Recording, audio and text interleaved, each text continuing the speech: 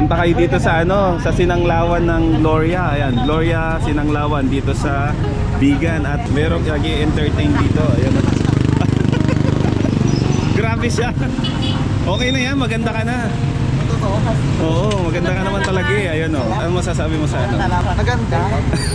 My name is Ashley. Ashley, ayan. Paggabi, Roberto. Bibili ng sinanglaw ulit, pang-agahan at grabe. Matagal na rin hindi ako nakapunta rito eh. So subukan ulit. Kasi matagal na naman babalik ako rito para matry. Ano? May rice na pala siya, best friend. Ayun. Beauty ko. Na-stress ka na ba? Oo, dati. Kasi wala. May buwak ko. Ayun, ganon. Oo. Wait lang po ako ng pag-stress. Ayun. Oo, dati. Ay, thank you, thank you. Oh, grabe. Grabe yung pang-aasikaso niya sa akin. Tapos kanina pumunta kami sa ano, pumunta ako dun sa Buyet. Tapos nakita ko tong kaibigan ko na to na halos matagal ko na naming hindi nagkita. Kabanda, barkada. At ngayon, first time ulit magkita. Pero ganun pa rin, pogi pa rin. Pogi. So ayun, kain po muna tayo.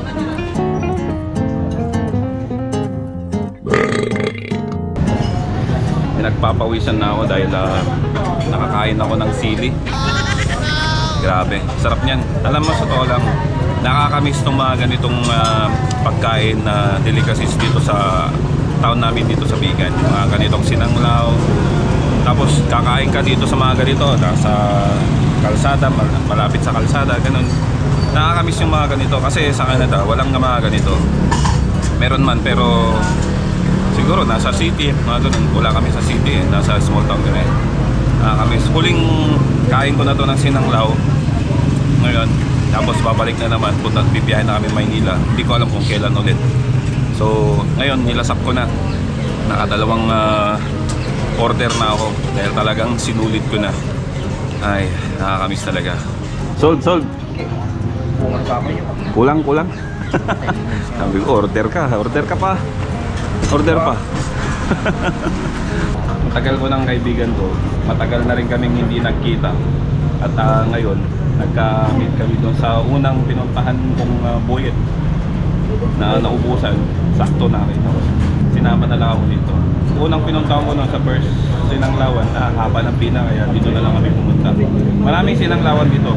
Maraming masasarap. Sana ma-enjoy nyo yung sinanglaw dito sa Bigan.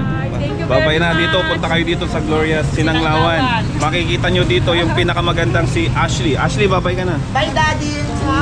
Love you. So yun mga tropa, craving, ano ba tayo ito? Craving success. Saan panig naman ng mundo at kung anong oras mo man ito pinapanood. Mabuhay. Po tayong lahat mga tropa.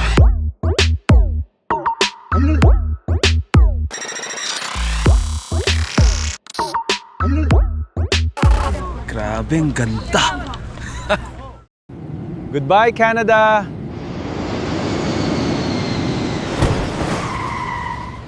Mabuhay!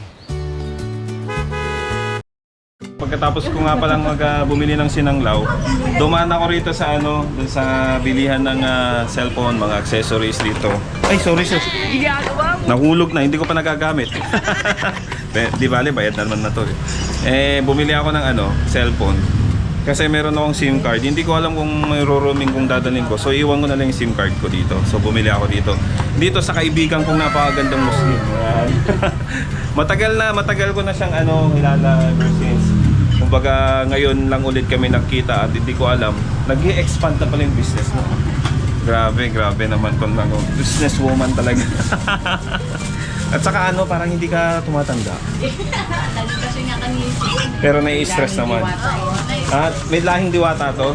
Kaya naman pa may lahi pa ng diwata. Dito lang sa sa may Quezon Avenue, pag kailangan nyo ng mga accessories ng cellphone nyo, katulad nito, bumili ako ng casing nitong cellphone ko, dito ko pinuha to. Kasi yung dati ko, luma, wala na, sira-sira na. At saka, yung kinakalawang na. Ang pangit na ng itsura, kaya bumili ako dito sa kanya. So dito, dalawin nyo lang dito. Nandito lang sa may harap ng Mike's Department Store dito sa Quezon Avenue. Makikita nyo magandang, hindi na siya dalaga. Marami ng anak to, pero tingnan nyo naman.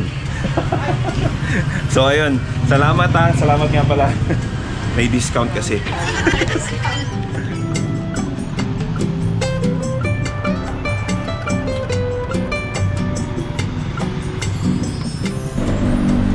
So, yan, bumibili ako ng pangpatay ng anay. Pero may titimpla pa yan. Bumili ako ng yung kanina yung pinakita ko yung termites na pangtanggal. So spray yun. So mabisa daw siya, malakas at marami na. Pero nagulat ako ng presyo, 600. Pero at least makakatulong na para matanggal yung mga anay doon sa bahay. Kasi nung di ba nga naglinis kami sa bahay tapos daming anay. So nakalimutan ko na bumili ng pang spray. So ito yung nabili ko. Susubukan natin mamaya. Bibili lang ako na ng pang spray kasi kailangan haluan ng tubig yun eh. 100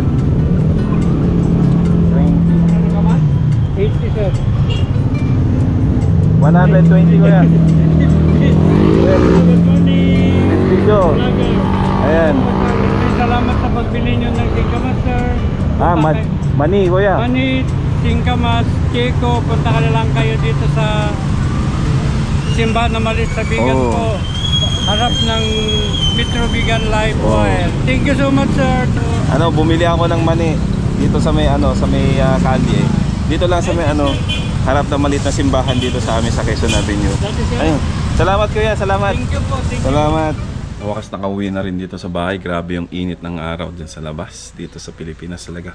Anyway, hindi ko naman sinabing parang ang arte-arte ko. Pero kung tutuusin mo talaga, syempre pag matagal ka na doon sa lugar kung saan nasanay ka na sa klima, tapos babalik ka sa mainit na lugar, talagang maninibago yung pakiramdam mo.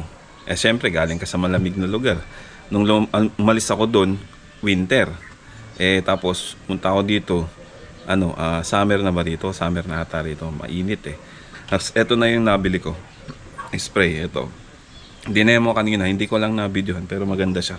Mamaya papakita ko.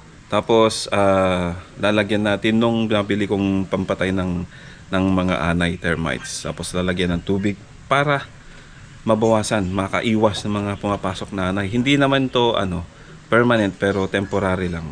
Kasi pag nagka-budget, papaayos ko din yung pader, yung cabinet ng mga kwarto. Siguro sesemento na lang. Gawin na lang semento yun. Ito siya. Ganda no? Medyo may pricey, mahal. 170. Pero ito kasi, pag pinamp mo, tapos prines mo ng ganito, pwedeng ilak. Dire-diretso mo na. Hindi ka na yung papisil-pisil ng ganun-ganun na lang. Ito kasi pump. So mag-aano siya ng hangin, tapos yung pressure papunta doon sa tubig. Tapos spray mo na lang. Nakalak na lang na ganyan. Hindi na pwede yung ganun-ganun lang. Yung press-press na lang.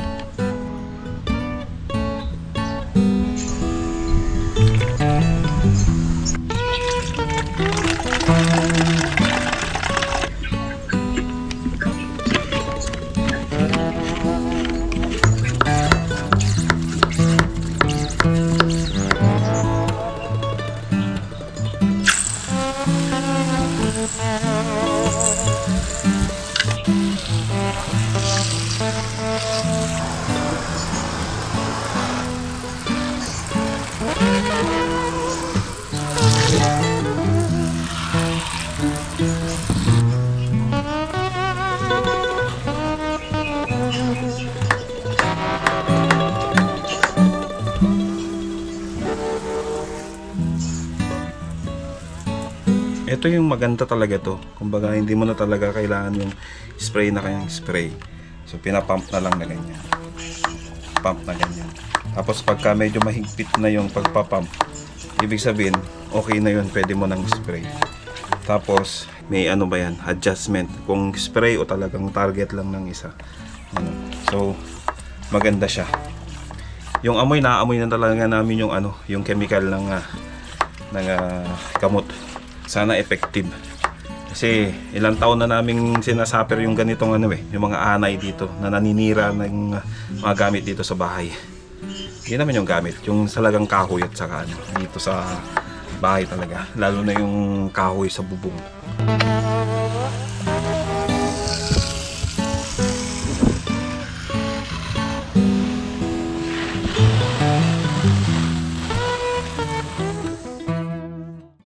Kanina natapos na namin ni Philip yung mag-spray sa loob.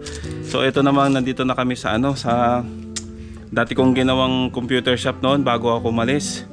At trinabaho ko to ng sobrang tagal din. Talagang pinagtuunan ko ng oras para at least meron silang income noon. Tanggal na si Philip, nandun na yung mga nilabas niya, lahat yung mga nandun. Ayun.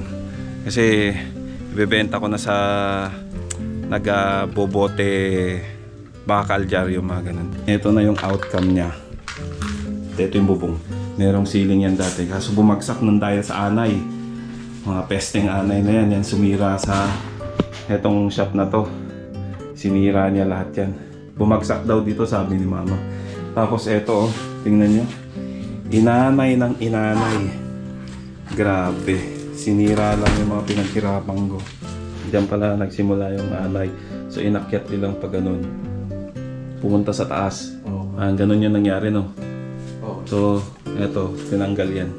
Tapos dito, naanay din yan. Grabe yung anay talaga. Alam ko na noon, na dito sa lugar na to, may mga anay talaga dito. Hindi ko lang talaga hindi ko lang in-expect na ganun yung gagawin nila. Kaya, wala eh, sayang lang. Okay pa sana dito. Ganito yung itsura niyan noon. Ganyan. Ang itsura niyan noon. Kaso wala. Nasira lang. Nang dahil sa anay at bagyo. Binabaklas namin yung mga kable para pagbenta na. Benta na sa lahat. May plano pa ba akong magtayo ng computer shop? Di na siguro. Di ko na alam. Kasi sa totoo lang, wala na eh. Mga cellphone na ang gamit.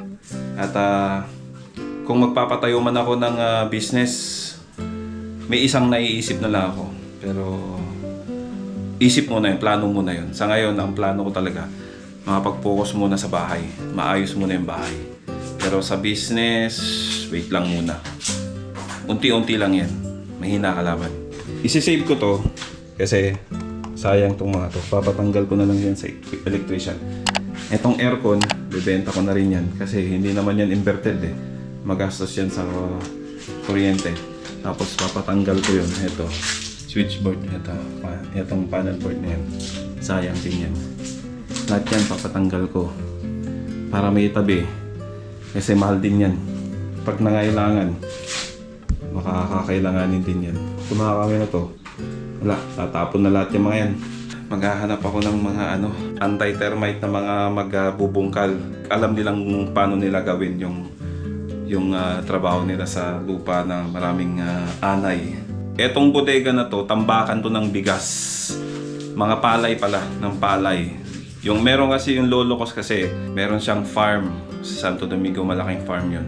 So pag kami mga ani, kami yung mga nagbubuhat, tinatambak dito. Kami yung mga nagbibilad ng palay, mga mais, mga ganun. Dito tinatambak. Kaya ito yung dating tambakan namin. Pero dahil nakuha ni mama tong lupa na to, nasama na dito sa amin tong bodega na to. Piling ko bumagsak yung kahoy dito ng bumagyo.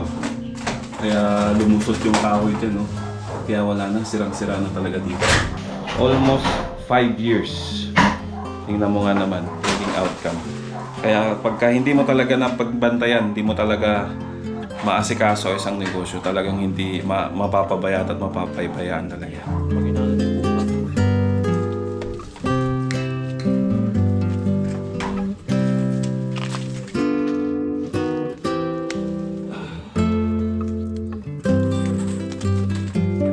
Marami na rin akong nakita dito sa amin na mga nag-business noon.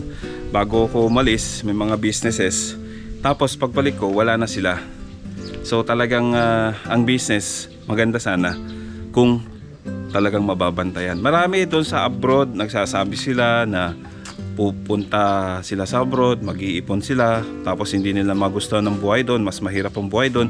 Mag-iipon na lang, and then magne-negosyo na lang dito sa Pilipinas. Magandang plano yan. kung magbo-boom yung business at saka kung mababantayan maigi, kung magkiklik ang business at talagang maasikasong mabuti. Like for example, yung ganito, yung sitwasyon ng aking shop. Kung ito, mabantayan mo na maigi at ikaw talaga magmamanage na, ikaw talaga nakakaalam, maganda, maaasikaso mo talaga. Pero minsan, ang sisira talaga sa negosyo, pag hindi mo talaga na bantayan maigi yung pagbabudget, yun. Kasi minsan talaga magandang isipin, magandang sabihin ang mag-business kung may control ka sa sarili mo, lalo na sa pagbabudget at sa pagpakikitungo sa mga customer, mga ganun. Kasi matagal din ako nagnegosyo. Kaya sabi ng pamangking ko, Tito, ang dami mong kilala, dami nakakilala sa'yo.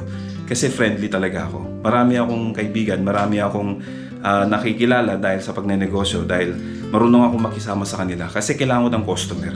Kailangan ko talagang makisama sa mga customer para pabalik-balik sila sa akin.